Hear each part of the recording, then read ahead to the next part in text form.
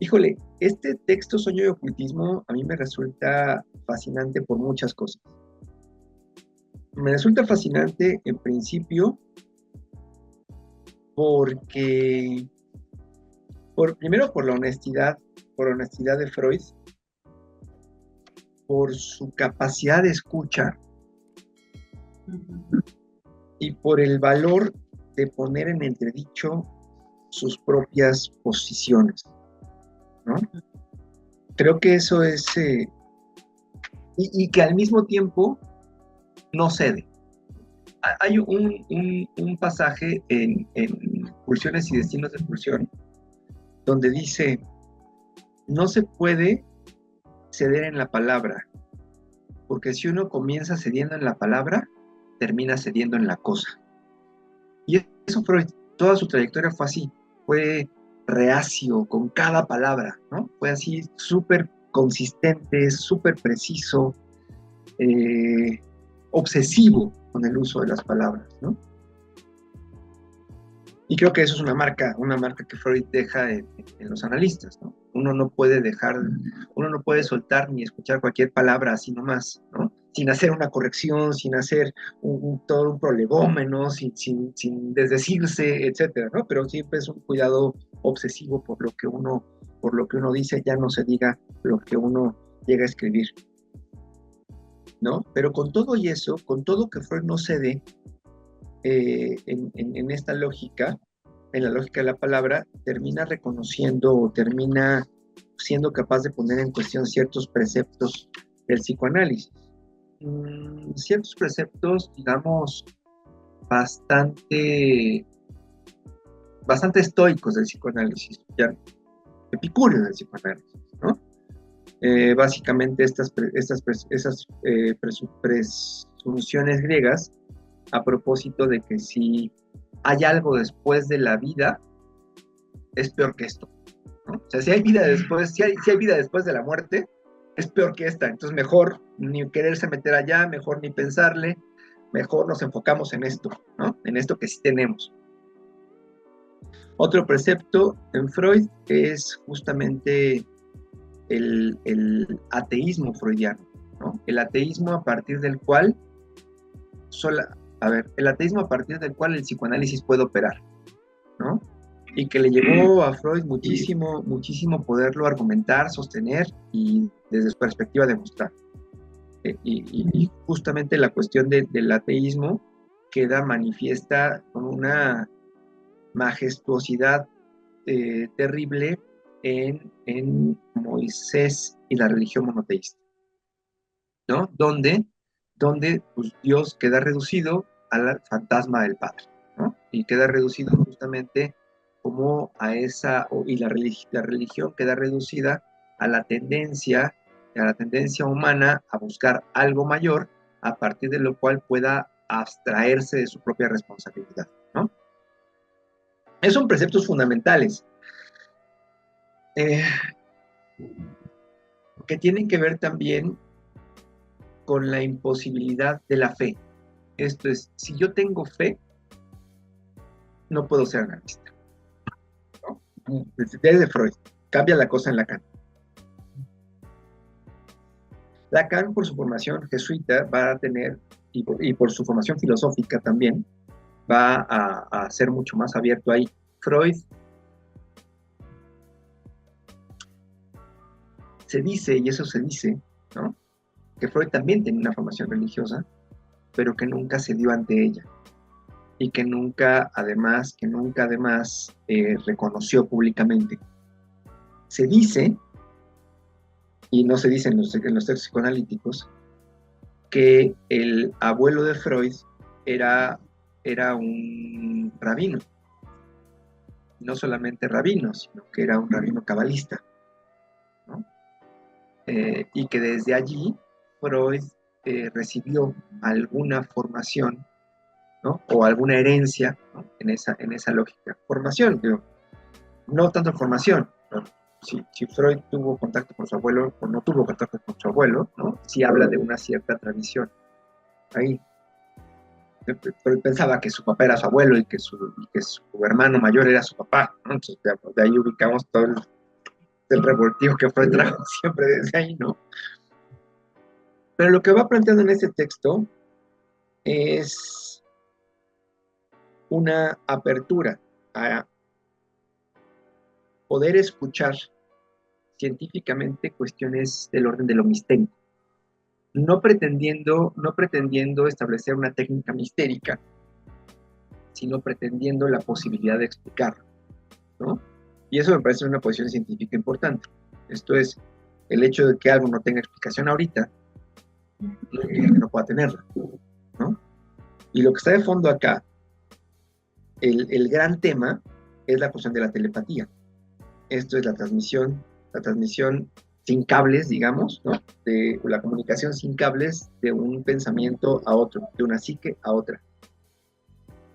Y eso es un punto fuerte para el análisis, porque mucho de lo que pasa en el análisis opera dentro de ese orden, nada más que se llama transferencia, ¿no? Cuando uno está atrás del diván, está escuchando una narrativa, ¿no? Desde ese lugar de atención flotante, y desde ese mismo lugar de atención flotante, uno se queda con, cuando menos, la sensación de que sabía cuál era la palabra que viene, o que sabía cuál era el siguiente desarrollo narrativo del analizante, ¿sí? Y del otro lado, cuando uno está en el diván, de pronto el analista termina una frase, o dice una palabra, o dice la palabra que faltaba, como intervención, ¿no?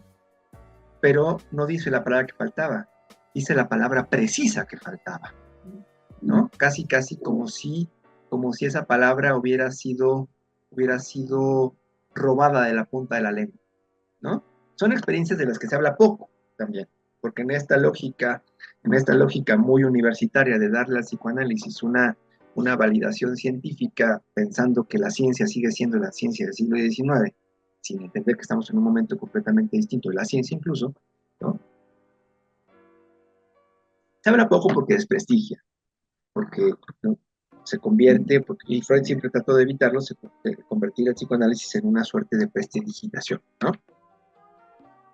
Pero su valentía justamente lo lleva a ubicar una serie de puntos, ¿no? Señala, dice, en el ocultismo se trata de un nódulo real de hechos aún no descubiertos que ha sido envuelto por el engaño y la fantasía de una maraña difícilmente penetrable.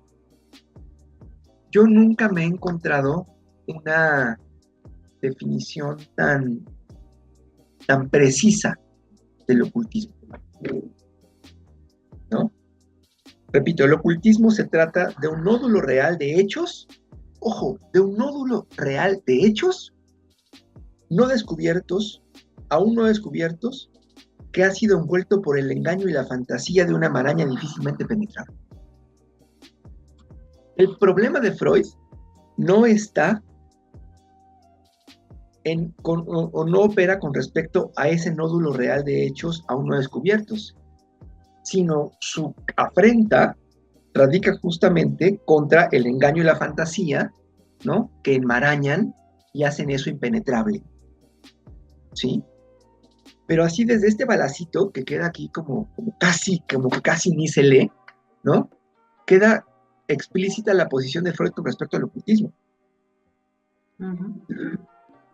Primero. Y después va a tomar como eje la telepatía, porque justamente nunca lo va a decir así, pero es un fenómeno común en el dispositivo analítico. Tendríamos que decir, me parece, que no está así planteado, ya me estoy arriesgando un poco demasiado, pero la telepatía es más común de lo que nos gustaría conocer, ¿no? Y simplemente porque es algo que no se puede comprender tan fácilmente en el ámbito analítico, ¿no? Y también va a ponerse a la defensiva con respecto a las soluciones fáciles, ¿no? Con respecto a las soluciones de orden de lo simple. Señala también, La explicación más sencilla no es siempre la exacta. Muchas veces la verdad no es nada simple y antes de decidirnos una hipótesis, qué tan lejos puede llevarnos, queremos tomar todas las precauciones. Abrigamos la esperanza de que la aplicación del psicoanálisis puede arrojar alguna luz sobre otros hechos llamados ocultos. Eso ya también, ya estamos en esto ya lo va a escribir Freud en los 30, ya pelándose, ¿no? O sea, en el 32 y él muere él muere en el 38. Esto ya lo escribió viejo, muy viejo, ¿no? Pero sí él tenía como al menos como posibilidad, ¿no? De que el psicoanálisis sí podía explicar ciertos fenómenos ocultos, ¿no? Y después se mete, y no creo que sería como demasiado oneroso meternos en los casos que va señalando, ¿no? Pero lo que va haciendo con los casos que trae, va desarticulándolos, ¿no? Va desarticulándolos y va justamente encontrando un sentido a propósito de supuestos fenómenos ocultos, ¿no? Y no solamente va encontrando un sentido, sino va encontrando un sentido analítico. Esto es, son las formas a partir de las cuales se inviste el miedo, son las formas a partir de las cuales se inviste la envidia, son las formas a partir de las cuales se invisten los deseos incestuosos, etcétera, etcétera, etcétera, ¿no? O sea, son, digamos, todos los casos que señala, quedan, me parece, quedan resueltos, y dejo eso todavía entre comillas, a propósito de una interpretación analítica. De hecho, lo que hace es tomar los casos como sueños, ¿sí? Y los va interpretando como sueños, estos casos. ¿Por qué? Porque finalmente el sueño no es un fenómeno exclusivo del dormir, ¿no? La fantasía diurna opera también desde las coordenadas del sueño, con sus distancias, ¿no? Pero señala en esa misma lógica. En el curso de mis actividades profesionales he reunido toda una serie de tales profecías, y todas ellas me han dado la impresión de que el adivino no había hecho más que expresar los pensamientos de sus consultantes y muy especialmente sus deseos secretos, estando así justificado analizar tales profecías como si fueran productos subjetivos, fantasías o sueños de los interesados. ¿Sí? Acá el punto está en que el adivino, de alguna manera, contactaba o sabía de esos deseos ocultos, ¿sí?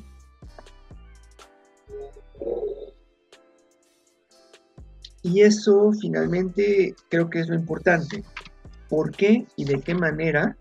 ¿Por qué y de qué manera el adivino, tarotista, astrólogo, grafólogo, etcétera, ¿no? Tenía acceso a ese conocimiento. Primero, digamos que estos sujetos, esta gente, son bastante, ¿cómo decirlo? Son gente muy silvestre, pues voy a plantearlo así. O sea, tienen un conocimiento de lo humano muy tosco, pero tienen un conocimiento de lo humano. Y justamente por la tosquedad de su conocimiento es que pueden, digamos, dar ciertos atinos, en todo caso, ¿no? Pero también opera algo distinto que también, desde mi perspectiva, opera en el psicoanálisis. Esto es, si alguien va con un tarotista, ¿qué es lo que lo lleva a ir?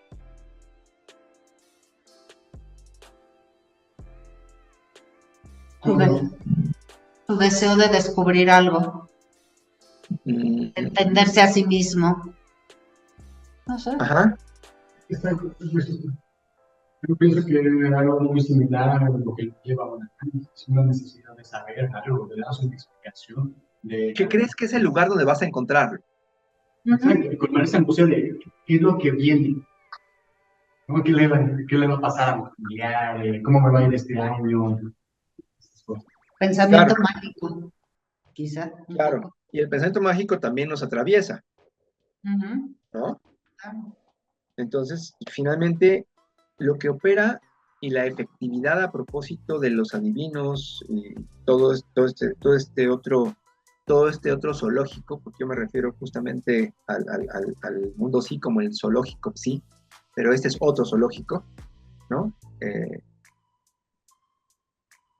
opera justamente lo mismo que hace efectivo el psicoanálisis. El psicoanálisis va a ser efectivo, y eso es una trampa, pero es una trampa que al menos se explicita, ¿no? Va a ser efectivo si crees en él. Ujú, Si no crees en él, no va a ser efectivo. ujú. Y eso es lo que muchos eh, pseudocientíficos plantean como el problema del psicoanálisis, ¿no? De que solamente es efectivo si crees en él. Si no crees, no lo es. Yo preguntaría, ¿y qué si es efectivo si no crees en eso? Acá no está, acá la pregunta que Freud se hace, que me parece que es la pregunta científica, es ¿cómo es posible que efectivamente sí haya una transmisión de pensamientos sin cables? Ujú. Primero, y creo que lo que queda ahí de fondo es que sí hay un conocimiento con respecto a la condición humana por parte de este otro zoológico, pero también va a operar la creencia, ¿sí? Y Freud hace como unos ajustes allí muy claros en cada caso, me parece que es bien válido lo que va planteando, eh, pero con todo creo que aquí en ese texto, por más que es valiente, no es tan honesto, ¿no? Ajá. Y creo que al final delata ciertas cosas, ¿no? Primero, bueno, ahorita llego. Dice, bueno, cuando se tiene uno por escéptico, es bueno dudar también alguna vez de su escepticismo. Quizá late también en mí aquella inclinación secreta a lo maravilloso que tanto favorece al nacimiento de hechos ocultistas, ¿no? Pero también aclara,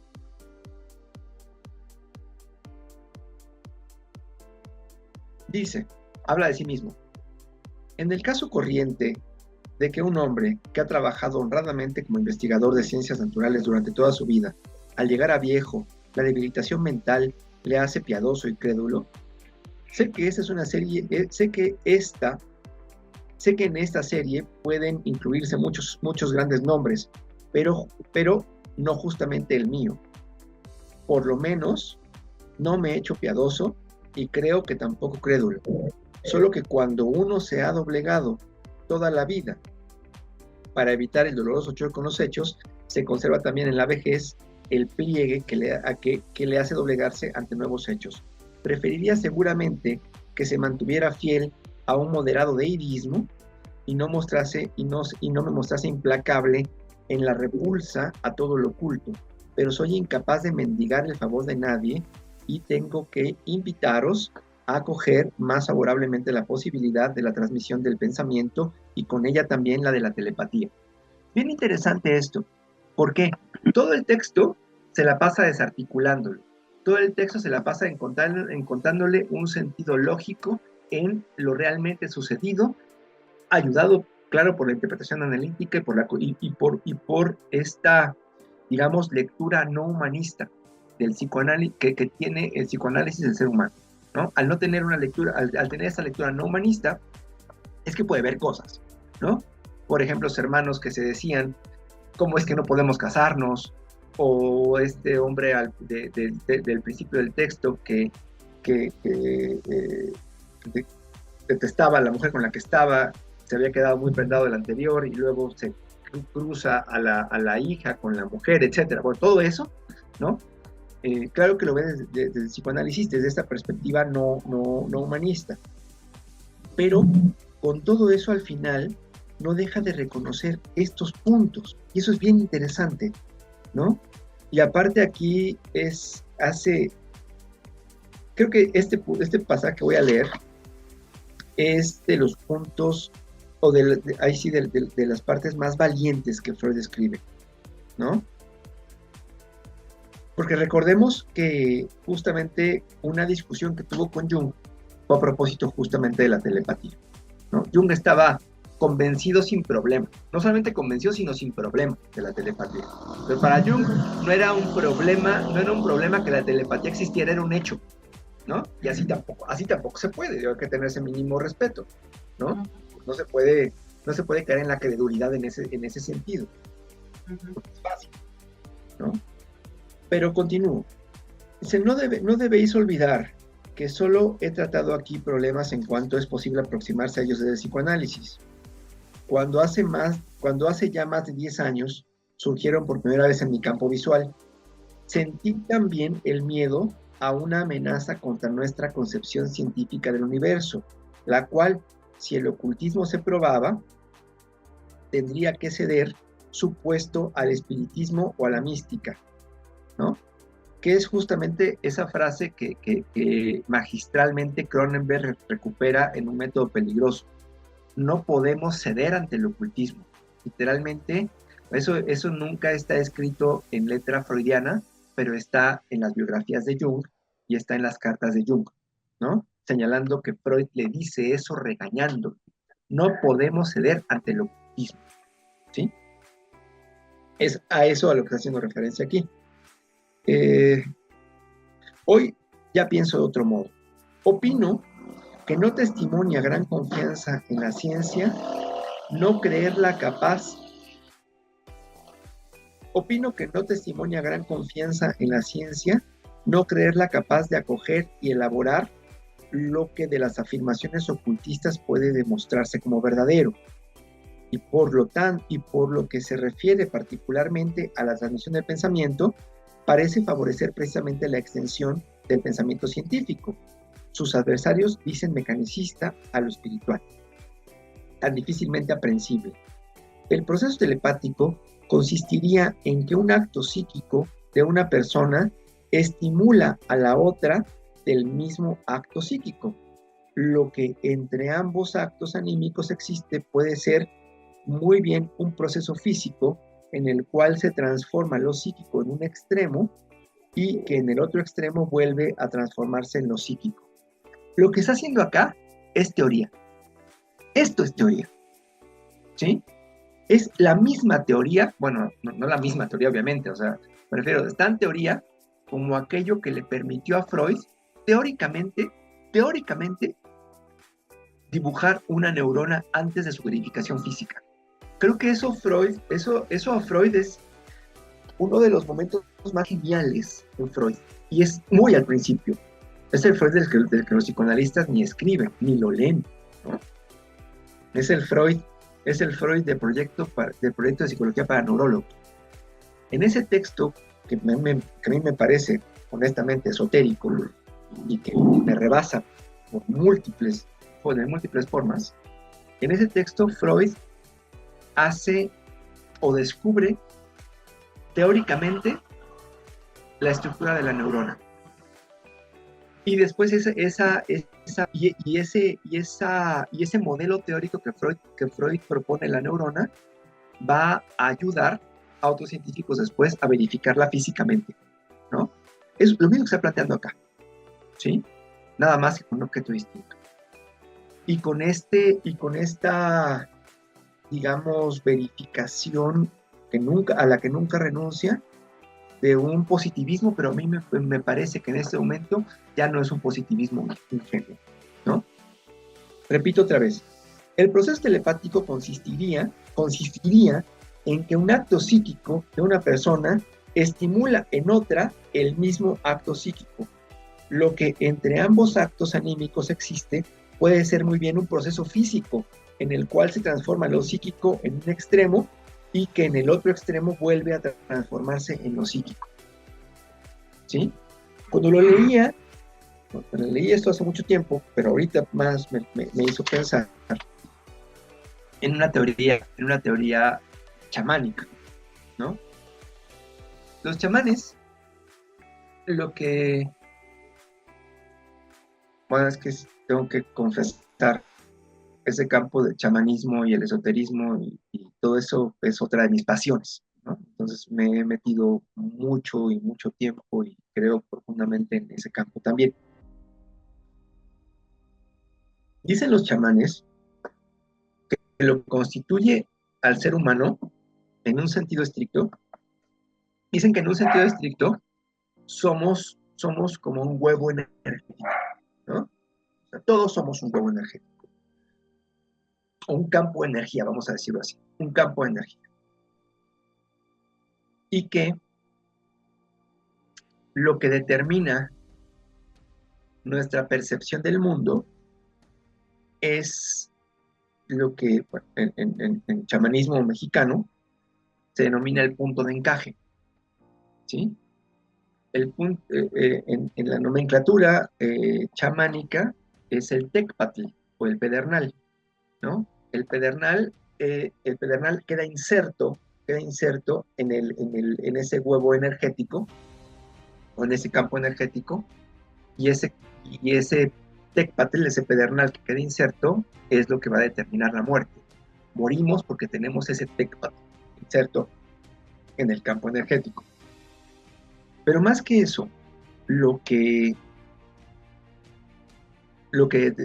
determina que ese tecpatl o ese pedernal que esté inserto en ese campo energético es justamente la percepción. O sea, si nosotros estamos de acuerdo en que percibimos la realidad como la percibimos, es porque tenemos el pedernal inserto más o menos en la misma zona del campo energético. Lo que se hace a partir de la meditación y particularmente fácilmente a partir de la ingesta de sustancias enteógenas, ¿no?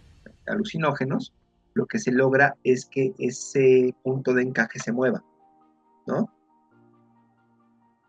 Es muy similar a lo que está planteando acá. Se mueve el punto de encaje y no es que alucines, es que percibes una realidad distinta a la que puedes percibir en tus condiciones normales de percepción, ¿sí? Porque lo que determina la percepción es justamente ese punto de encaje inserto en algún lugar de ese juego energético. Ahora, señalan también los chamanes, en la medida en que un sujeto se inserta en el ámbito de la búsqueda espiritual, lo que puede hacer es mover ese punto de encaje a voluntad, que eso ya es técnica chamánica, pues, ¿no? Entonces sería como entrar en un viaje de hongos sin los hongos, pues, sin necesitar de la sustancia.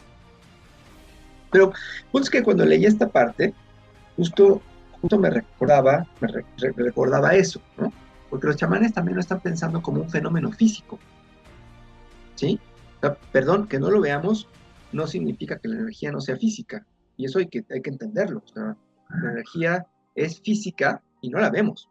La energía es física y está más allá de nuestras condiciones de evidencia, en todo caso, ¿no? Y creo que en esa misma lógica Freud está aventurándose, ¿no?, a pensar justamente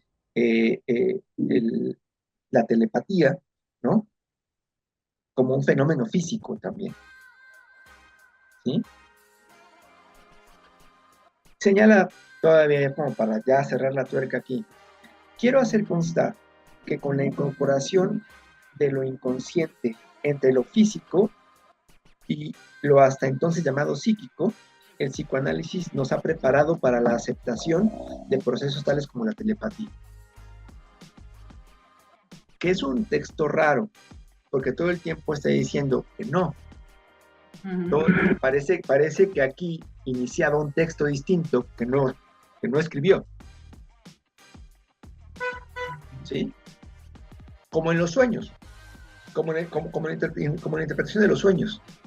Todo esto que se ha hecho de los sueños, ¿saben qué? Esto no. El sueño analíticamente se piensa y se trabaja de esta otra manera. Entonces, parece que todo lo que ha planteado acá de la telepatía llega a este punto para decir, esto no, pero puede pensarse de esta otra manera. Nada más que ya no dice de qué otra manera puede pensarse. Dice que desde el psicoanálisis y particularmente entendiendo lo inconsciente como eso que articula lo físico y lo psíquico, ahí es un punto fundamental. Está planteando lo inconsciente como eso que articula lo físico y lo psíquico. O sea que lo inconsciente en esta lógica no es ni físico ni psíquico, sino aquello que articula ambos. ¿Sí?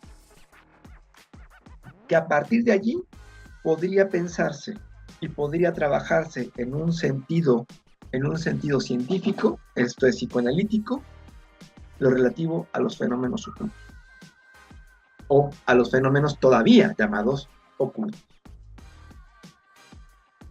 Me parece que en ese sentido es un texto muy bello, muy bello.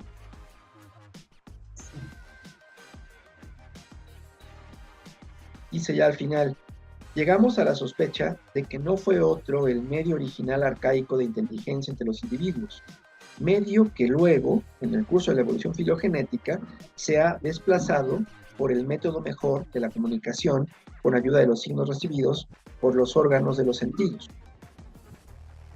Pero por el método primitivo podría conservarse en el último término y hacerse efectivo aún determinadas condiciones. Por ejemplo, en las masas apasionadamente agitadas. Todo esto es aún muy inseguro y está lleno de enigmas no resueltos, pero no tiene por qué asustarnos. Y ahí lo deja. Pienso que es muy interesante todo lo que está planteando. Pienso que se hace a un lado diciendo que eso no es lo que piensa, ¿sí? Pero sí lo piensa puesto que lo pone aquí. Como un sueño. Si el sueño llega al diván, como un sueño. Si el sueño llega al diván, es porque es importante. Si lo escribe, es porque es importante. ¿No? Por supuesto, ¿no? La otra que ve aquí es que pone muchos casos, no más, como dices tú, no voy a explicar así todo, y les da un análisis, sí, desde el punto de vista científico, digamos, del psicoanálisis y todo, como para aclarar desde la lógica, siempre. Y sí, o sea, yo coincido en que muchos de estos tienen una lógica, que puede ser que quien lo esté realizando, pues, por ejemplo, en esta parte de la telepatía, que tenga un vínculo, una cuestión que va más allá de lo observable, o que incluso tenga que ver con que el que hace telepatía sea un gran observador, tenga esa capacidad de ver cosas que a lo mejor no sean del todo conscientes, pero las está detectando, ¿sí? En muchas de las situaciones, que tiene que ver también con la cuestión de la adivinación y todo. También pienso que en aquella época que le tocó vivir a Freud, pues esto era como vanguardista, ¿no? Muchas de las personas les gustaba leer las cartas, les gustaba hacer telepatía, les gustaba probar nuevas cosas desde el espiritismo y todo. No quiere decir que no lo haya habido siempre, sino que se hizo más público, ¿no?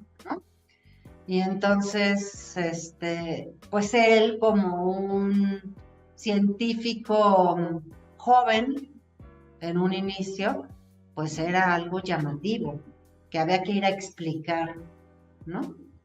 Y se hizo, y lo sé también por fuentes cercanas que experimentaron cuestiones de este tipo, y tiene mucho que ver con la observación y con la vivencia y con la emoción y muchas cuestiones que se generan, porque pues nosotros también somos, como bien lo dices, seres energéticos, ¿no? Que lo podemos platicar desde diferentes visiones o creencias, pero hay esta energía en nosotros.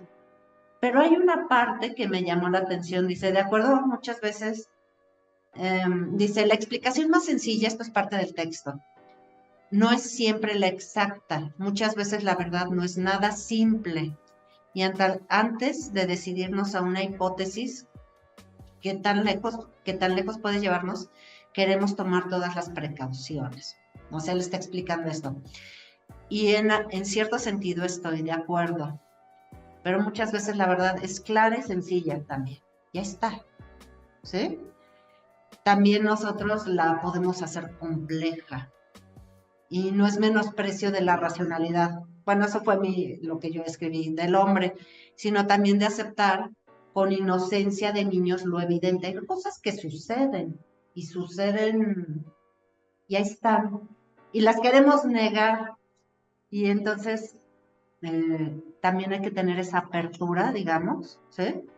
A ver que hay cosas que sí, a lo mejor no tienen una explicación desde el punto de vista teórico o racional, pero existen.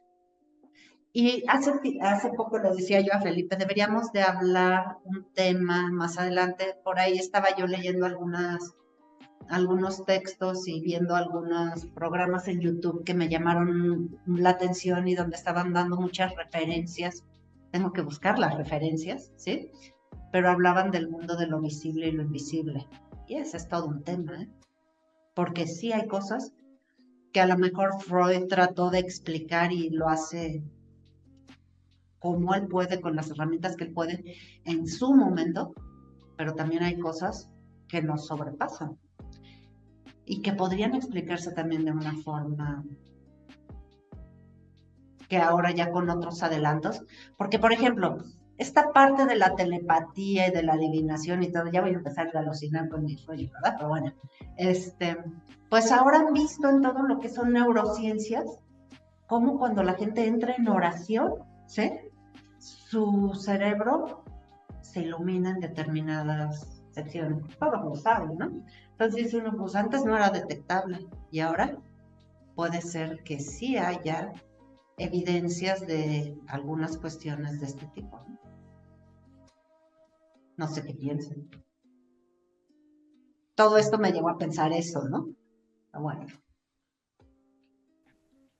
A mí justo había subrayado estos apartados que leíste de cómo se convierte en un proceso físico y esa unión de mente y cuerpo que en psicoanálisis vemos más como esta parte psicosomática y cómo la mente y el cuerpo están pegados por completo.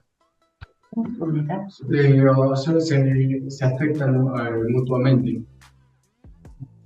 Pensé también en no sé qué tanto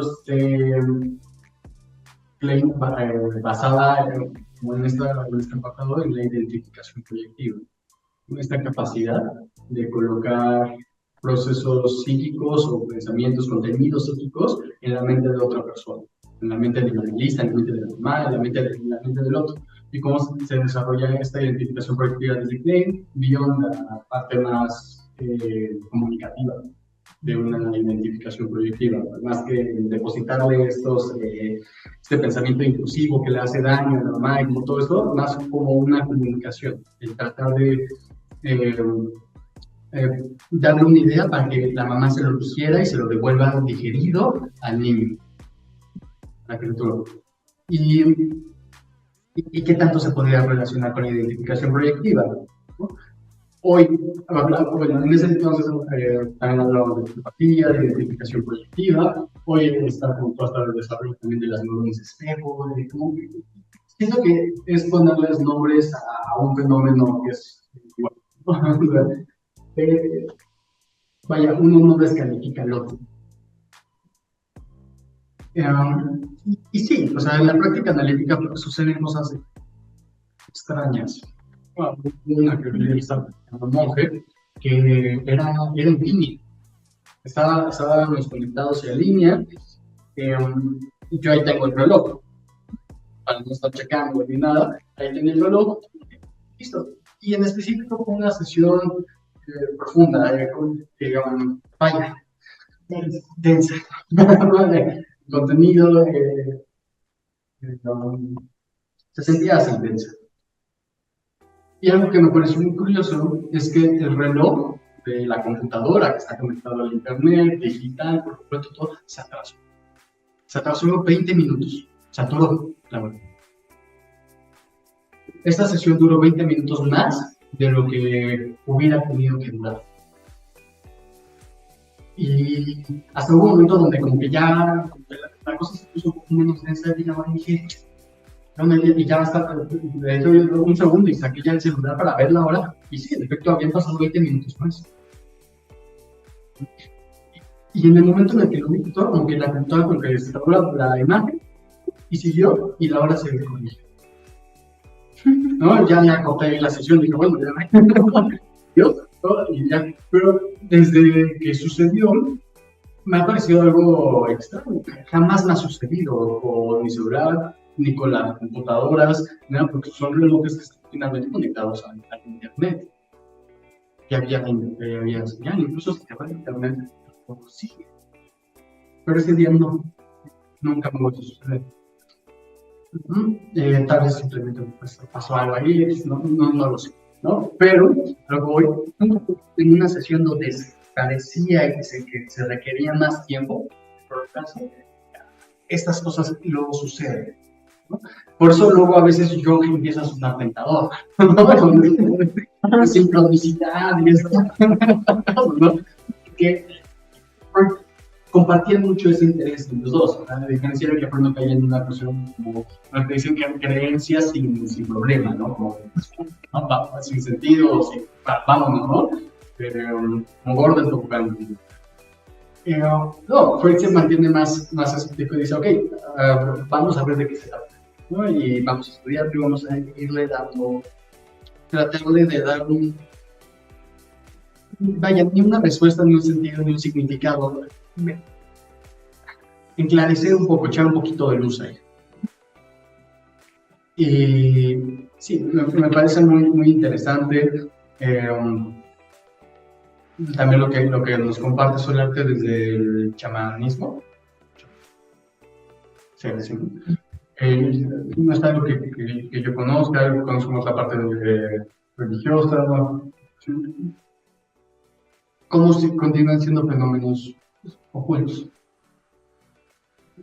Y que no por ocultos y que no por ser no comprobables o de evidencia, esta evidencia científica, ¿no? Estadístico, los ancianos. Creo que es algo que sobrepasa. O no lo vemos, como decías, ¿no? No se ve, pero no quiere decir que no existe. Bueno, y uno de los objetivos lineanos del análisis es el que el analizante le dé esa, ¿cómo se llama?, la primacía a la realidad psíquica. No solo que empieza a creer y que perciba el inconsciente, sino que el inconsciente tiene muchísimo más peso en su vida que la realidad material. Porque el inconsciente está todo el tiempo, está en todas partes, pero si no se le ve, si no se le presta como esa atención o ese señalamiento, justo pasa desapercibido.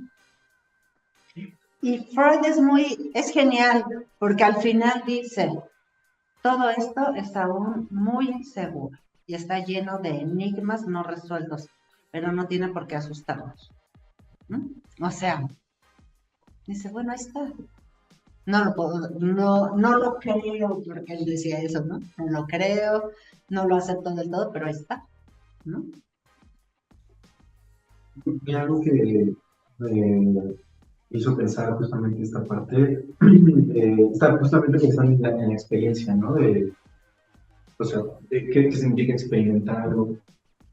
Y no sé, como que me hizo pensar como no todo lo sensible es experiencia en sí, o sea, no todo lo que se siente de fuera como que se metaboliza o se piensa, ¿no? Entonces me puse a pensar justamente en eso, ¿no? O sea, porque muchas veces tenemos la idea de una experiencia como nada más algo propio, y sí, o sea, sí pasa como la parte simbólica donde lo metabolizas, lo haces tuyo y así, pero para que eso realmente pase, ¿no? De metabolizar eso sensible, se necesita siempre de un otro, ¿no? Y eso está muy cañón, ¿no? O sea, de niños pues necesitamos a nuestra mamá, pero ya que hacemos esa separación, hay algo afuera de nosotros que también nos ayuda a metabolizar eso sensible. Y eso me parece un pensamiento muy bonito, porque de cierta forma pues, también nos conecta con el otro, ¿no? O sea, también estaba pensando en esta parte como telepática, ¿no? Como pensar que dos mentes se unen, ¿no? Como que ajá, se juntan. Y, o sea, más allá, ¿no? De la parte esotérica, ¿no? Y lo mágico que puede llegar a ser eso. O sea, como más racionalmente, pues sí nos conectamos con el otro, ¿no? De esa manera, ¿no? O sea, por parte de darle sentido a la experiencia. Y bueno, a mí eso me parece una cosa muy bonita, ¿no? Que también habla mucho de lo que es ser humano, ¿no? Un ser humano no es un ente solo, ¿no? De cierta forma vivimos en comunidad y vivimos todos juntos. Y eso me hizo pensar mucho como justamente esta parte, ¿no? Y bueno, a mí me pareció un pensamiento muy, muy lindo, me gustó mucho eso. Es bien difícil acercarse a estos temas. Es bien difícil acercarse a esos temas y creo que Freud lo que está abriendo es justamente la posibilidad de acercarse, ¿no? Eh, es difícil también porque finalmente, bueno, pues ya lo decía Wittgenstein, ¿no? De aquello que se puede hablar, a hablarse claramente, y de lo que no, es mejor callar. Y aquello de lo que no se puede hablar, claramente, el mismo señala, es la mística y la estética, ¿no? Entonces, esta cuestión, cuando se genera un acercamiento al ámbito de lo místico, de lo mistérico, ¿no? Finalmente, pues se articulan, más bien, se generan enunciados difíciles o imposibles de articular, porque comenzamos a operar en un registro distinto, ¿no?